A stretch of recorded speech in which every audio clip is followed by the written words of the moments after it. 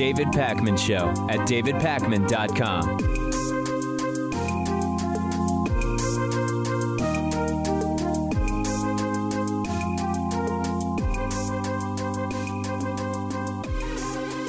It was a very gruesome Super Tuesday for the progressive movement in the United States. One of the things I do not do on this program, I will not do on this program, is give you unrealistic assessments of how things are going. And I told you yesterday, the momentum for Joe Biden from his overperforming in South Carolina, combined with the dropout and endorsements of Pete Buttigieg and Amy Klobuchar, it is likely to propel Biden to better results than the polling reflects going in to yesterday's elections.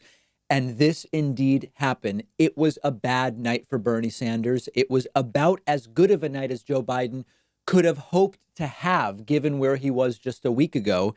Even winning in Texas was Joe Biden, which he was not expected to win. So we're going to look at the results. We're going to look at how the results compared with the polls. We'll look at the delegate numbers. We'll analyze the path forward. But what is really important to understand, bigger picture about what's going on here, is that this has been a similar pattern in the last several Democratic primaries, where we're going to look at this tomorrow. In 2008 and in 2016, you have a situation where you have the polling at the beginning of the primary, and then things start to drastically shift, either two candidates getting very, very far apart, and then it reverses, or two candidates getting very, very close, and then it reverses. Look at 2008 and look at 2016 and look in 10 days at 2020, and you will see a very similar pattern. And again, being surprised when the same patterns repeat themselves means we're not paying attention. We are being adults here. We are going to deal with what is and not what we would like to be. Let's start with the results. There were 14 primaries yesterday, plus American Samoa. Joe Biden won 9 of the primaries. Bernie won 4, and they're still counting in Maine, which is very close. It's within a point right now. But with 24 delegates, the results there are only going to influence the total count to some degree. It's going to be, a fraction, a marginal difference there. Joe Biden winning in Alabama, Virginia, North Carolina, Tennessee, Arkansas, Oklahoma, Minnesota, Massachusetts, and Texas. Bernie Sanders winning Vermont, Colorado, Utah, and California, although the exact margin there is still being tallied. And then, as I mentioned, in Maine, the counting is still going on. Michael Bloomberg did pick up delegates. He is now in a third/fourth place in delegate numbers based on active candidates. We will discuss that. Elizabeth Warren did very poorly, performing at the 20% level only in her home state of Massachusetts, where she came in third place. And much like Michael Bloomberg, Warren clearly has no path to the nomination at this point in time. When she gets out is increasingly a topic of concern. Says she's fighting on to the following primaries based on a fundraising email that she sent, although at the same time, there is the idea that she is reevaluating the campaign, as is Michael Bloomberg.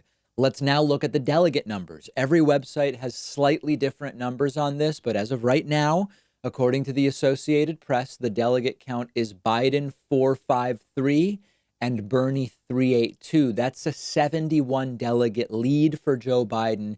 And we'll discuss in a moment why that is important.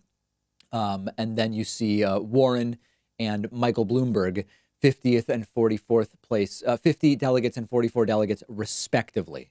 One thing I was paying attention to that tells us a lot about momentum, and this is really entering the analysis of what's to come, because there are a lot of people saying this is over for Bernie, and there are a lot of people saying this is the beginning of the fight for Bernie, and there are a lot of delegates still out there, which is, of course, completely true. When we look at the polling and compare it to the results, if candidates do better than the polling, it's a signal that they're carrying pent-up momentum with them, including into future elections. And that's what we need to look at. And when we compare the results to the polling, what you see are good numbers for Joe Biden. Again, I'm just the messenger. If you look at many of these states, Joe Biden won by a larger margin than the polling. So as an example, in Alabama, Biden won by 47.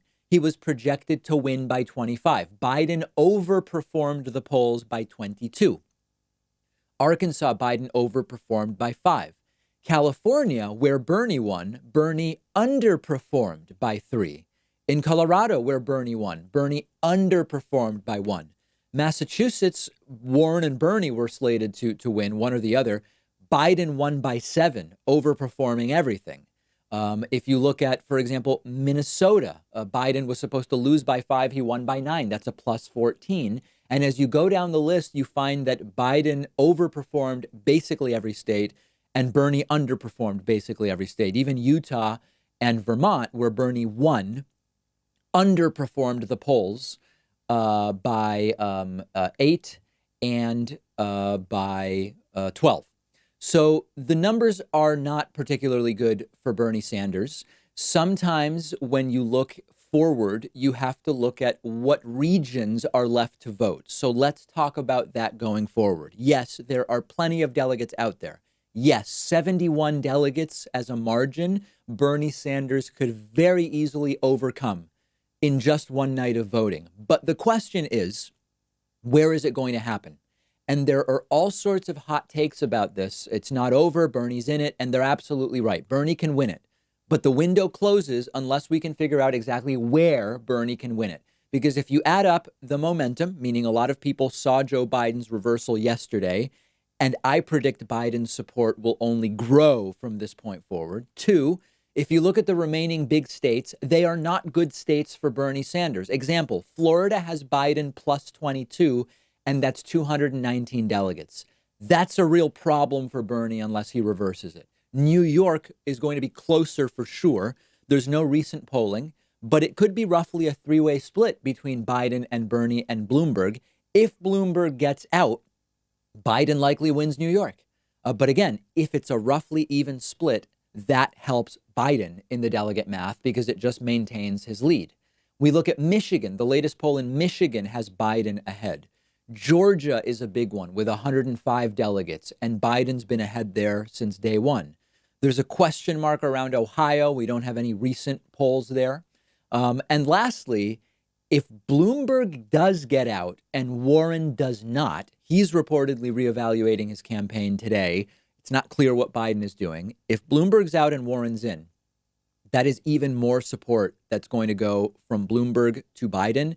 And that could be the nail in Bernie's coffin. That's the way the numbers are looking right now. So I'm here to tell you, Bernie has a path, and it is a steep uphill path. And it's getting to be very similar to in 2016. And what I don't want to participate in are these completely out of this world hypotheticals where you had, I'm not even going to name the people. A lot of them don't even really have shows anymore. Their online presence has gone away anyway, so you wouldn't even recognize the names. But there were all sorts of people in 2016 when it was very clear that it was over for Bernie, insisting not only that Bernie had a shot, but that Bernie had the most likely shot. I'm not going to do that. This is bad for Bernie. He has a path. It depends on a reversal of momentum. It depends on changes happening in the dynamics for this race. This is always a tough situation. It happened in 2016 as well. When I can't in good faith come to you and tell you lies or blow smoke up your whatever, when I am not a campaign spokesperson, right? This is a well-orchestrated reversal by the Democratic Party. It took 96 hours to rocket Joe Biden into the position of now being the favorite to win this thing. And the important thing that I want to get into, because the numbers are the numbers, and I'm telling you what they are. The polls in upcoming states are what they are. What I want to talk about is, should this be considered a wake-up call to the progressive movement? And if so, what kind? And that's what I want to talk about next. We've been analyzing and reviewing the results from Super Tuesday, and these are not good results for the progressive movement of the United States. And it's really important when we look at these results to contextualize them, not only in terms of what they mean in terms of issue-oriented questions like support for Medicare for all, which is still high, or support for particular college policies or whatever, but it also needs to be looked at in the context of some of the coalitions and labeled groups that exist. And I went into detail about the results already. I won't do it again. Joe Biden building a lead of about 70 delegates over Bernie right now. And based on the polling in the remaining states still to vote, it is an uphill battle for Bernie Sanders. This is now not about these results, but the bigger picture. We knew this would happen in the sense that we knew they'd try it, right? There was a question of whether it would work to try to coalesce the establishment vote. And so far, it worked. You heard all sorts of analyses for the last 6 months about Bernie's ceiling is like 18, and then Bernie gets to 20. And then Bernie's ceiling is like 23, and then Bernie gets to 25. And then Bernie's ceiling is 30, and then he gets to 31 and 32 in some national polls. But there was a question of whether is there some ceiling. And when you look at Biden cratering in the polls and focusing on South Carolina, the first racially diverse state, you have to start to say, if there is a ceiling for Bernie, this is an interesting way to test it by focusing in on that first more racially diverse state, arguably more representative of some other parts of the country and the Democratic electorate. So Joe Biden got that boost from Congressman Clyburn, winning in South Carolina by a bigger margin than the polls suggested. And what that meant was that voters were thinking, okay, if I don't want Bernie, Warren is increasingly weak. Basically, Biden is my choice. Then Pete dropped out. Well, if you weren't already with Bernie then, Pete dropping out more than likely pushes you to Joe Biden. If Amy drops out, which she did, and endorses Joe Biden, well, that's more support for Joe Biden. So the question was, is there a significant amount of the support for other candidates, Pete and Amy as an example, that would go to Bernie Sanders? Or is Biden going to get the lion's share of Amy and Pete's supporters? Does a big rally with Amy and Beto O'Rourke gets the Pete endorsement, and then they get the results they want on Super Tuesday, with Biden even winning some states outright like Texas and Minnesota, where he was supposed to lose. He was going to get delegates, but he was supposed to lose those states. So now there's all sorts of enlightened analyses coming out of the woodwork. You know, the DNC establishment stole it. Bernie's campaign was ganged up on. It was voter suppression. Insiders don't want Bernie to be the nominee. Corporate media has been boosting Biden and hurting Bernie all along. And every single one of those has some truth to it. There is no question. But we also have to realize that Bernie is not merely the victim here, because if we don't recognize that, the progressive movement will never win, and that would be a tragedy. When we see Bernie not take PAC money, we love it. It's the right thing to do. It's morally correct. Lots of House seats have been won in that way, but every decision has some risk associated with it.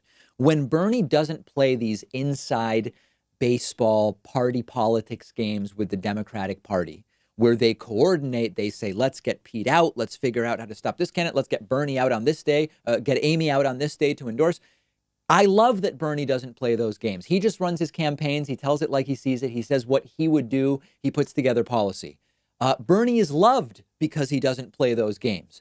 But in a lot of the real world, sometimes you need to play those games to get into a position of power in the first place to then change the system. So when we say the establishment stole it, there's no doubt the DNC establishment coordinated this 96-hour plan of consolidating Amy and Buttigieg around Joe Biden. Of course, it was fabricated and planned, but it only works if there's enough centrist or center-left support to make it possible, and it was. So we have to recognize that when we spend time on Twitter and Reddit, we get an overly optimistic assessment of the portion of the national Democratic electorate who wants someone like Bernie. That's not an attack on Bernie. There's lots of candidates that are liked, getting very fired up and punching my mic.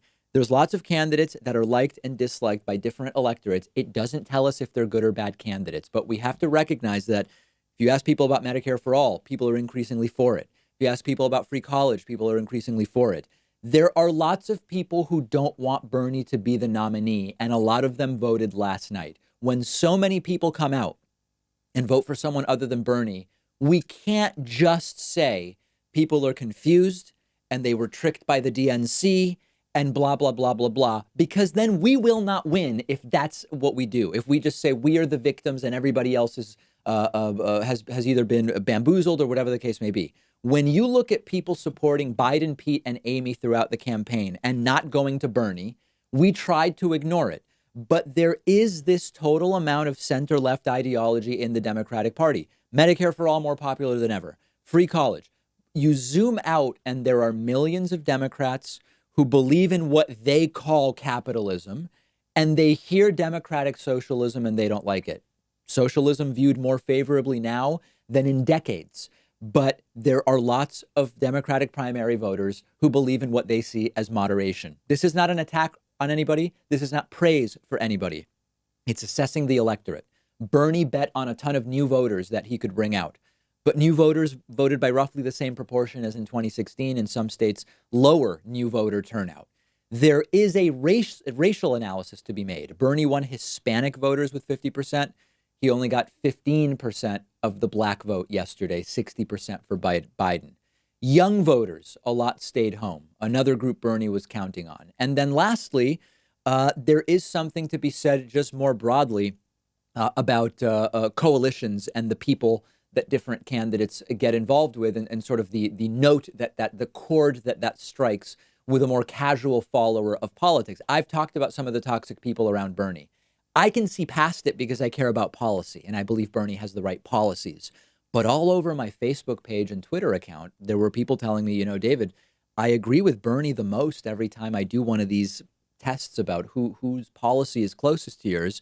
But I don't want to implicitly approve of the toxic people Bernie has around him. And they said, so I ended up voting for Biden. So if you said to me, well, how could Bernie have fixed it? That would require me to tell you that Bernie should have been someone other than who he is. The last thing I'm going to tell you is Bernie should be inauthentic, because Bernie is all about authenticity. He calls himself a democratic socialist. He has the people around him that he wants around him. Bernie refuses to do the inauthentic stuff. And this was the result. Okay, tons of people have been saying Bernie needs a one-on-one against someone else in the primary, and then he'll do really well. It became very quickly a de facto one-on-one. Of course, Bloomberg taking votes from Biden and Warren likely taking votes from Bernie. We now have to go through Florida and New York and Michigan with what is going to effectively be a two-person race, and it may actually be one very soon. There's one other important number here, which is the popular vote. Right now, Joe Biden has received nearly 1 million votes more than Bernie. If you look at the percentages, Joe Biden has received 24% more votes than Bernie in these primaries. When you see that, it has to be more than just the establishment played delegate games to sneak Biden more delegates. We can't ignore it. If we in the progressive movement ignore these numbers, we will lose. Now, Joe Biden may be the nominee, and is very, very possible he will lose to Donald Trump anyway. We'll talk about that. That's a different argument. But I think it's important for the progressive movement to have a healthy and accurate assessment of what is going on here, and not resort to the sort of self-victimizing and blaming everybody else for what took place. That's not going to get us anywhere, and I don't want to see that done. Tell me where you disagree with me. I'm ready. I'm on Twitter at @dpacman. The David Pakman Show at davidpakman.com.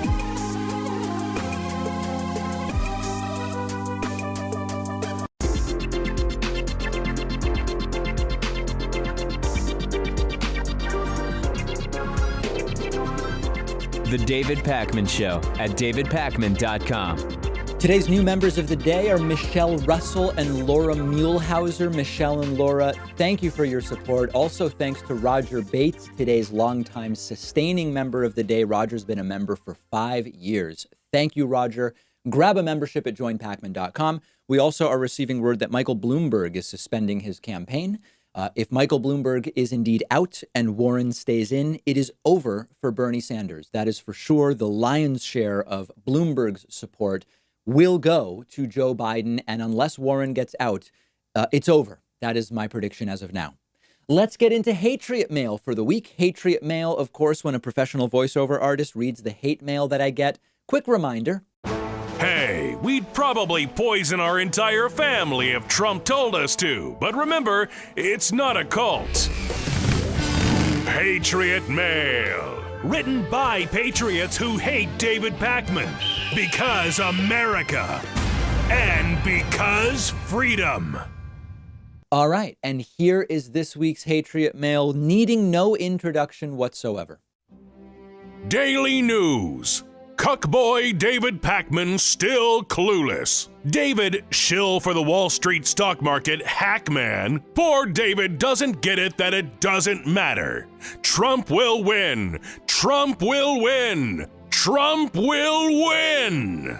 And then you will cry, cry, cry. The greatest stock market of our time. And yes, I am invested. Not some backwater hillbilly is as you think of his Trumpists. David's hair is also insane. This is funny because I've said from the beginning, I wouldn't be surprised at all if Donald Trump is the winner of the November 2020 election, especially the way the Democratic primary is going. I don't know why Trumpists like to pretend that it would come as some great shock to me if Donald Trump was reelected. I've been saying for a while, I believe the most likely single outcome is Trump reelected, followed by, a slice that says this Democratic candidate is the president, a slice that says this other Democratic candidate is the president. I would not be shocked. And so anybody writing to me saying I'm going to be the one crying in shock on November 4th, the day after the election, I have been saying for a while that is the scenario that I am scared of, but believe is not an unlikely one. So maybe you've got this show confused with a different one. Remember that you can use the coupon code HATRIOT40, HATRIOT40, to get 40% off a membership at joinpacman.com. And when you use that code, the Hatriots become irate because they are unable to dissuade people from supporting independent media. I hate lies. I just don't like them. Tell me the truth and then tell me why I should still support you. Don't lie to me. And one of the lies that Joe Biden has told is that he was arrested when visiting South Africa in the 1970s. The story Biden has been telling is that he was in South Africa during the apartheid times and was arrested. And for example, Biden said in South Carolina last month, quote, "This day 30 years ago, Nelson Mandela walked out of prison and entered into discussions about apartheid. I had the great honor of meeting him. I had the great honor of being arrested with our UN ambassador on the streets of Soweto, trying to get to see him on Robben Island." Now, on February 16th, Joe Biden said he got arrested trying to see Nelson Mandela in prison. And on February 18th, he said the same thing again about a story about how he got his wife Jill to marry him. It turns out all three of those instances of claiming he was arrested were untrue.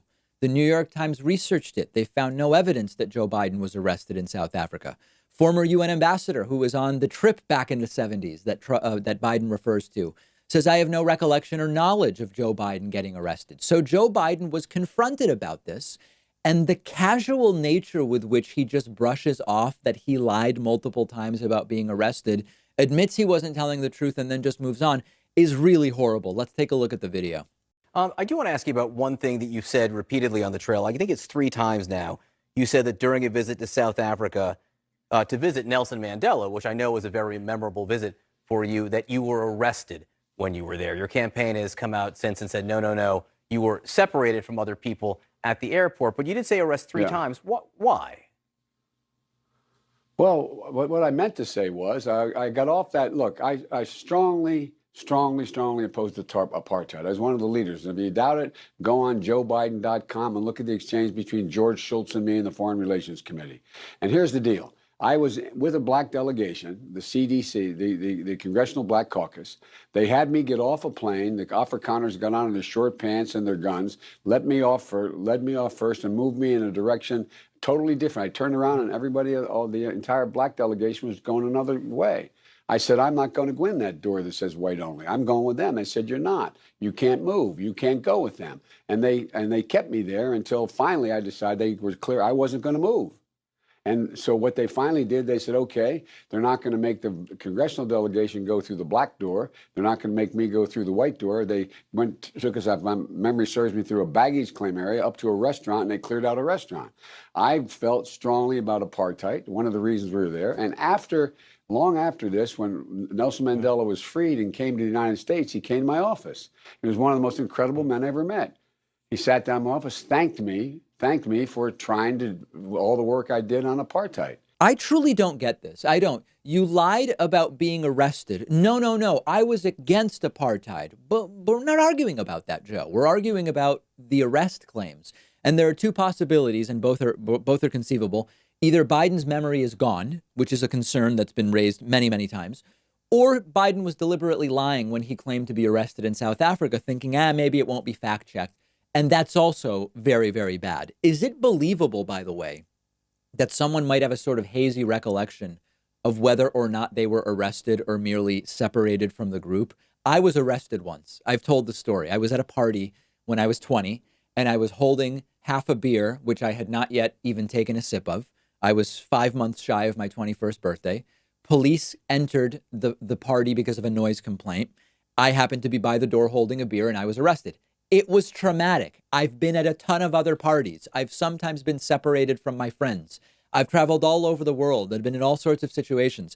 There is no doubt whatsoever in my mind, I was never arrested at any of those things. I was only arrested in July of 2004. That's the only time I was arrested. It is not hazy. Being arrested is traumatic. You remember it. Now, if Biden were someone like, for example, Jane Fonda, who gets herself arrested for protesting multiple times, okay, maybe you forget that I get arrested at the Austin, Texas event or the San Antonio event or something like that. That is not this situation. So I don't know. I would find it would be refreshing to me for Joe Biden just to apologize for telling a story that wasn't true.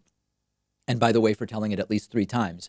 Instead of what I meant when I said I got arrested is that I was separated from my group and I was against apartheid during that time in South Africa. It's not good. It's not good, folks.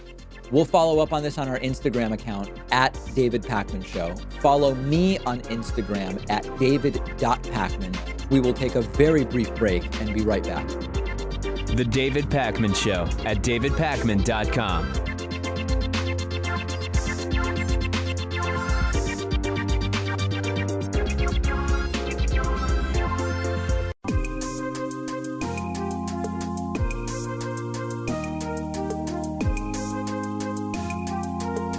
Welcome back to the David Pakman Show. I'm thrilled to welcome to the program today Dr. Patch Adams, who is a world-renowned doctor, clown, and activist who believes that the health and diseases of individuals really can't be separated from the health and diseases of their communities, of their country, of the world. He's also director of the Gesundheit Institute, which is a nonprofit organization focused on healing the financial and social traumas of our for-profit healthcare system. Dr. Adams, it's so great to have you on. I really appreciate it. Can we call me Patch? Yes. Create hierarchy. Let's do it. Let's do it. Patch. So listen, the conversation around how care is delivered to people has been so front and center in the current Democratic presidential primary. It's been a front and center topic since the United States adopted Obamacare about 10 years ago. Where do you think the conversation around this issue is just completely missing the mark?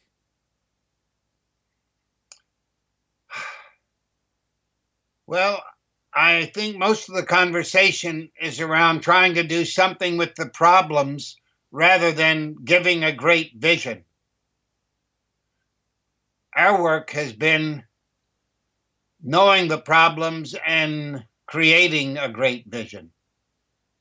And when you think about that vision, does it line up with the system that any country around the world currently has? No. It doesn't? No. Can you say more about that? Why not? What is missing from the systems around the world? Can I describe what we're doing? Yes. Okay, I entered medical school in 1967 because I thought doctoring was a love job for men. I quickly, within a month, found out that there was nothing I liked about the system that I was hearing about and seeing in the hospitals. Most doctors were rude and arrogant and hierarchical, and there wasn't any fun or love or these kinds of things in a hospital setting. It was frenetic and And so I am happy to say I am a nerd, so I didn't have to study much in medical school. I spent my time deciding what kind of health system I would like. And I did that. And when I graduated, nobody gave me a hospital. I guess they're expensive. So I did what people in the 60s did. 20 of us moved into a 6-bedroom house and said we were a hospital, open 24/7. And in the 12 years we operated, we had about 500 to 1,000 people in our home each month, with 5 to 50 overnight guests a night, in a 6-bedroom house that already had 20 adults and its children living there. So let's say it was intimate. Yes. And I wanted a hospital setting that was happy, funny, loving, cooperative, creative, and thoughtful, that's a climate for good health and a climate for non-burnout, because so often in wanting to change the healthcare system, it's more about helping the patients get what they need rather than the staff get what they need. So all of this time, I'm in the 50th year of fundraising for a project I thought would take 4 to find the funding, because our design eliminated 90% of the cost of care. That's what I want to focus in on. Can you talk about how 90, people talk about we can eliminate 3% with some bureaucratic simplification. We can look at unnecessary testing to get another 5%. How do you achieve a 90% reduction in cost? Well, put on your seatbelt. Yes. Okay, so we have 327 acres in Pocahontas County, West Virginia, the poorest state for healthcare in the U.S. Yes. We want to build a 40-bed primary care rural community hospital on that land. All of the permanent staff would live there as a communal eco-village. I'm thinking 120 permanent staff. And that everyone from the cleaning person to the surgeon would make the same salary. Hold your seat, $300 a month. Okay. The hospital will be an extensive permaculture farm, an artist colony, and I feel that with that design, we won't accept health insurance. No one will have to fill out any of those forms, and we'll practice medicine. An interesting addition is that we found in the 12 years we were practiced, even though we often did it illegally at the time, that acupuncture, homeopathy, naturopathy, Ayurvedic, anthroposophic, faith healing all had a role in medicine. The only one that was non-allopathic that was legal in my state was chiropractic. And we found all of them were great additions to what we learned. That's interesting. So most physicians tend to take the view that on something like homeopathy, there may well be some kind of placebo benefit. But for example, many homeopathic substances have no active ingredients and thus they don't really do anything. You as a physician take a different approach. Well, when I try to check out a healing approach, I ask the healers that do it. Okay, so for faith healing, if you don't think faith healing has any effect, don't do it, or at least don't push it.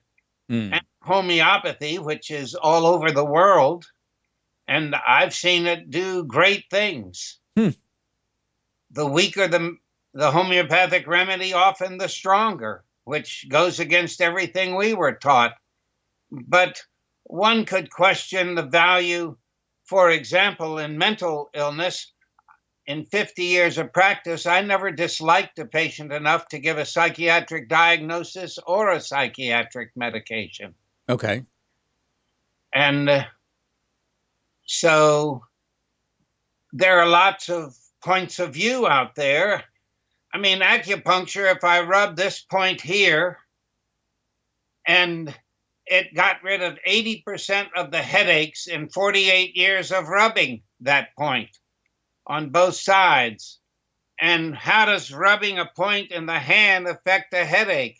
In allopathic medicine, it would be called quackery. Right. So the concept would be all the doctors get paid $300 a month, $3,600 for the year. That drastically reduces all of the staff. Yeah, doctors included, everybody gets $3,600 for the year. Yes. You do Ayurvedic as well as homeopathic medicine, and this cuts costs by 90%. Now, will you be fully staffed in terms of if somebody needs, a heart-related, an aortic valve replacement? Will you be able to do something like that? Well, that's why I said primary care. Got it. Okay, so there are heart surgeries that are primary care. There are that are tertiary care. That's right. So if the surgeons we have feel comfortable, we'll do it.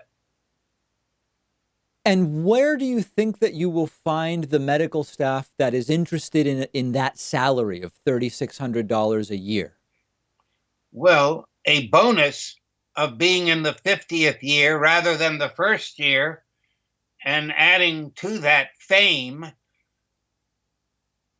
when we closed our doors in 83, within a year, I felt a real intense absence of care. I need to care. I'm one of those people. And I didn't have a hospital, and so I decided I couldn't go and work in a regular hospital.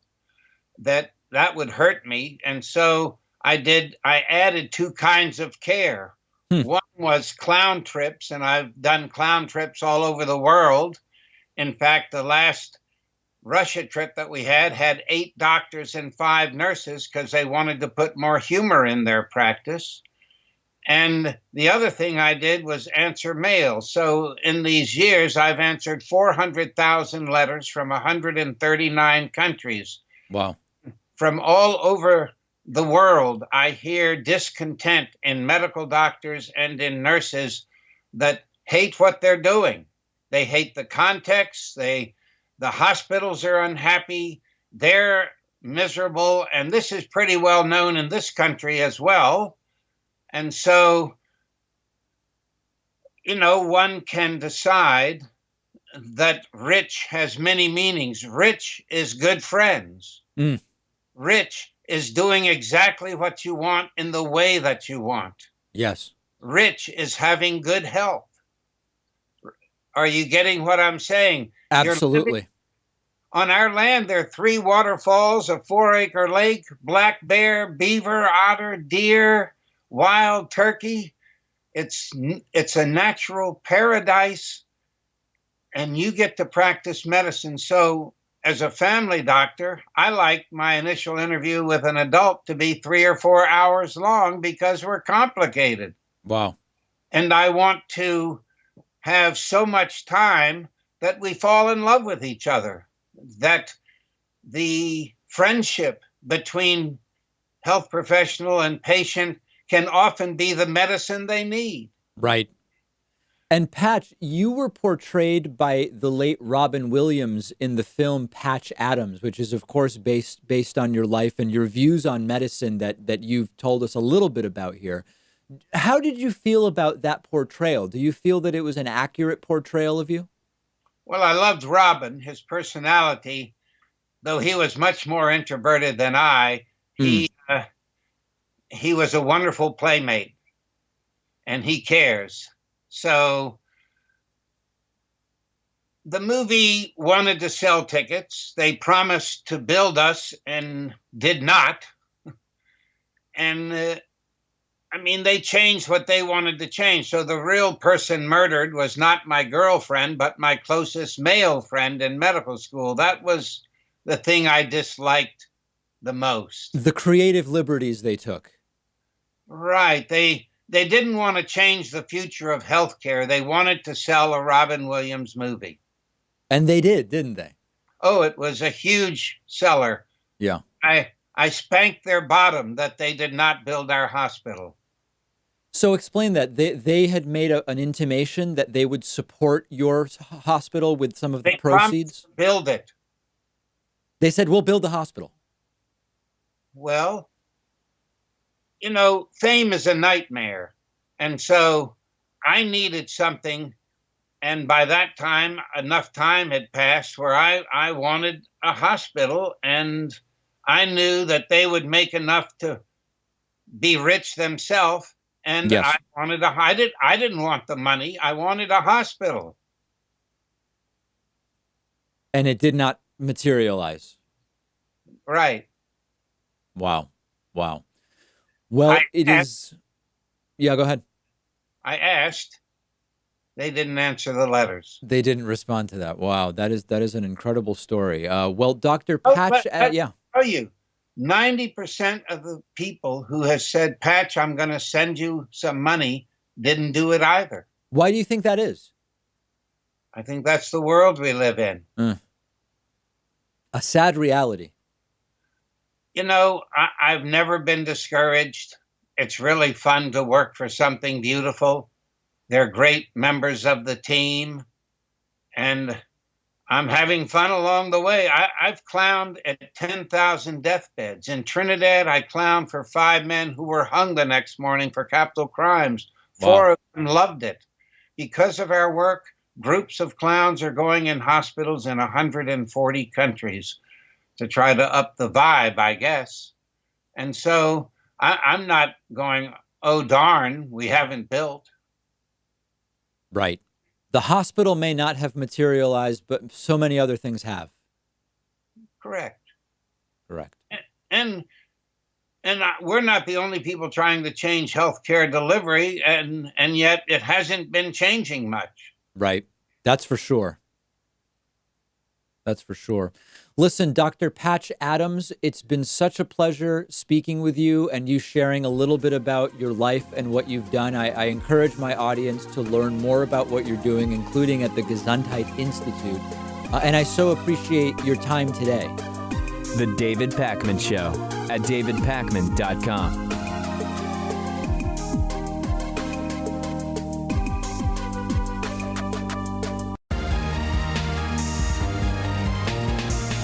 The David Pakman Show at davidpakman.com.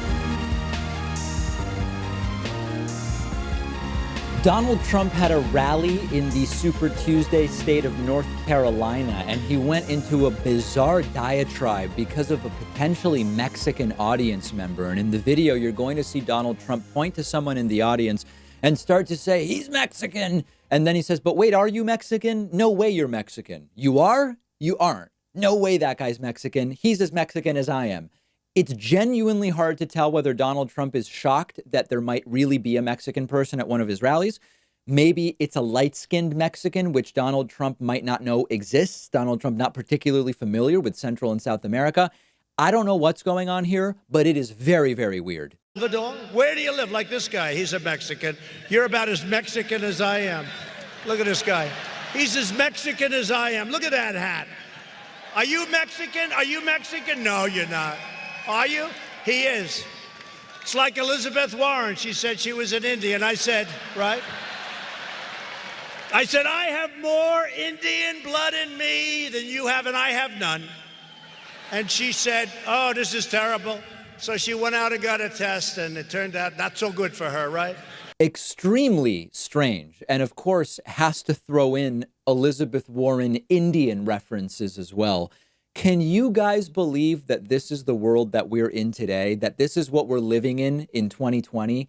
The president ranting and raving about a possibly Mexican audience member. Is it notable? This, of course, is upper Trump, as we discussed yesterday with psychiatrist Dr. Justin Frank. This reminds me of when Donald Trump spotted a black guy in the audience and started to yell about my African American. Remember this abortive rally from the campaign? We had a case where we had an African-American guy who was a fan of mine. Great fan, great guy. In fact, I want to find out what's going on with him. You know what look at my African-American over here. Look at him. Are you the greatest? Do you know what I'm talking about? Okay. So we have an African-American guy at one of the rallies a month ago. This is sort of a concept for rally material. Trump used to just read poll numbers totally out of context at rallies. A new direction to go would be evaluate the perceived race and ethnicity of people in the crowd, maybe turn it into some kind of game show, because that's effectively what we're dealing with right now. And then, of course, we got to the moment in the rally when Donald Trump glitching this time specifically on the word banker. You'll hear it if you're watching. You'll also see that shoulder spasm that we discussed yesterday with psychiatrist Dr. Justin Frank. Talked about that phenomenon that is often notable with Trump. Take a look. So they don't have to go back to the evil banker or borrow money from the banker and lose the farm, lose the business. It won't happen. And I always say it because, I know a lot of parents. Another day, another glitch. And then lastly, this is almost satirical at this point. Trump bragged about the day before yesterday's large increase in the stock market, ignoring, of course, that it was an erratic rebound from last week's fastest 10% decline in the stock market in history, which Trump blamed on the Democratic debate. Then here is Trump taking credit for the erratic rebound day that the stock market had. This is an incredible time for our nation. Our country is stronger than ever before. And today we just had the largest one-day increase in the stock market in history. Imagine cheering for that. The fastest 10% decrease ever the week before. You get a partial rebound, followed, by the way, yesterday with another 1,000-point loss. And Trump has the crowd cheering about the one day in the interlude of erratic stock market insanity. And they're just cheering and absolutely loving it. And then, by the way, here's Trump yesterday. Yesterday, the stock market crashed again. Trump asked about it. He says, "Oh, no, I haven't seen the numbers." I haven't seen it. I'm focused on this. The country's in great shape. The market's in great shape. I'm focused on this. This is very important. What luck, right? Trump only has the availability and the time in his schedule to follow the stock market on days where the stock market is up. Amazing coincidence. So anyway, another Trump rally filled with what you would expect to hear from the senile guys that go to your local watering hole at 10:30 p.m. on a Tuesday night, more so than what would be suited for a presidential rally and a president of the United States. This is where we are in 2020. The way the primary is going, we may be in this situation until January of 2025. As utterly insane as that sounds, Trump would be, 78 at that point in time? This is scary stuff. And I'm worried that that's the direction in which we are going. I got a hilarious email yesterday, which I want to share with you. Liz wrote to me, and Liz said, "Here's some feedback from me. I am a member. When 99% of the world refers to the virus as coronavirus, does it make you feel special and superior to use the term COVID-19 repeatedly on your show? Personally, I find it irritating and a sign of your arrogance. It's a tell. And while I'm at it, I will give you some more feedback regarding your arrogance, your sexist dismissal of Susie Ormond, who you obviously know nothing about." So I'm going to ignore the Susie Ormond part. I don't even remember mentioning Susie Ormond other than she's given some scammy financial advice over the last 20 years. Let's focus on COVID-19. So Liz noticed this, and other people also noticed this. I've been avoiding the word coronavirus in my stories and what I say. I've been avoiding it in YouTube titles and in YouTube descriptions. And the reason I'm doing that is YouTube has notified me that anything even mentioning coronavirus is completely and totally not monetizable. So I've been trying to find other ways to describe it. Sometimes I'll say they're looking for a vaccine for the pandemic virus, or I'll say the latest data in the virus outbreak. Sometimes I'll say COVID-19. Unfortunately, these techniques also aren't working. And on Monday, there was a lot of coronavirus news from the weekend. I'm saying it now because obviously this video is a lost cause. Monday, more than half of our show was demonetized. Even the stories that were mostly about Trump saying things where something about coronavirus was like an aside.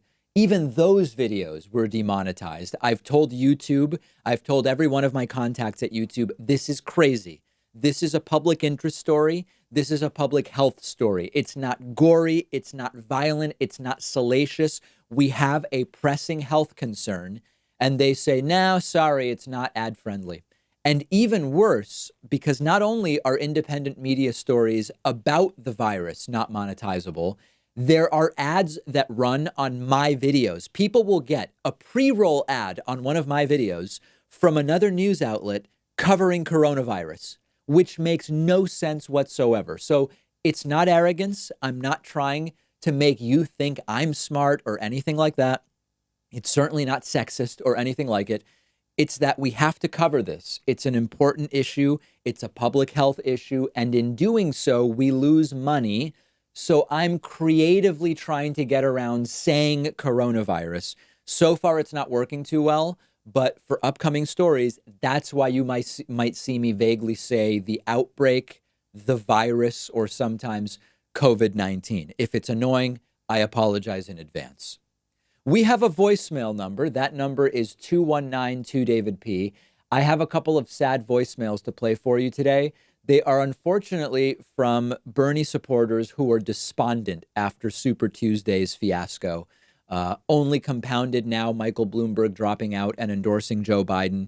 I believe it is over. And I know people will be furious. I believe it's over, and I understand the frustration. Take a listen to this.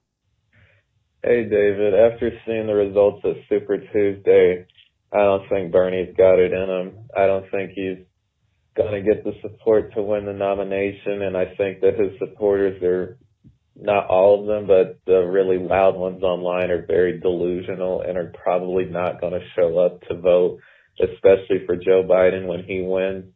And I think we're screwed. I think Trump's going to win re-election as a result of this, and I honestly think that secretly a lot of these Bernie supporters that I'm referring to, not all of them obviously, but the most loud, delusional ones actually support Trump. I don't think they support Trump, but I think they would rather Trump over Joe Biden, which is not something I agree with. Let's listen to another one of these very sad messages. Hey, David. Steve from Florida. After a loss on Super Tuesday for Bernie Sanders, it increasingly looks like Joe Biden may be the nominee. Given the coronavirus and people not having health care, do you think that his path to victory needs to include a Medicare for all, where he can abandon his more centrist stance on enhanced Obamacare and move to the left to pick up Bernie supporters? I don't. I actually think that what Joe Biden is going to need to do, particularly if the COVID-19 outbreak spreads, is he's going to have to explain exactly how those infected with the virus would be able to afford care for it, as well as testing, because the issue of the testing and the cost of the testing has become a big thing. He would have to explain how under his plan that would work, and whether we find it believable, whether we find it a satisfactory explanation is obviously an open question. But I don't believe that it is going to be necessary for Biden to do that in the context of the broader electorate, remember. And that is that's my take as of right now. And of course, that could change as the situation on the ground with coronavirus shifts and changes. But I hear the despondency. I hear it. And it was a very disappointing night for the progressive movement. As of right now, Elizabeth Warren is still in the race. I believe even if Elizabeth Warren drops out, that a significant portion of her support actually doesn't go to Bernie anyway. So I know that this is being seen as sort of the last stand for Bernie. Will Warren drop out so that Bernie will gain her support? I think even with an endorsement of Bernie and Warren dropping out, I still think probably anywhere from 20 to 40% of her support goes to Biden anyway.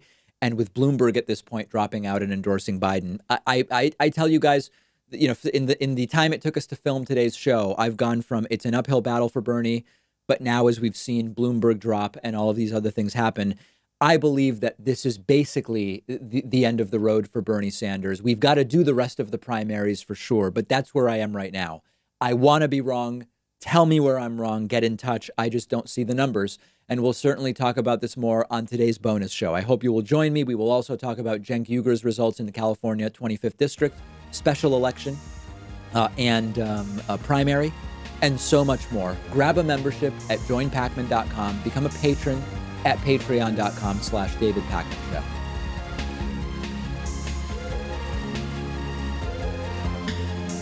The David Pakman Show at davidpakman.com.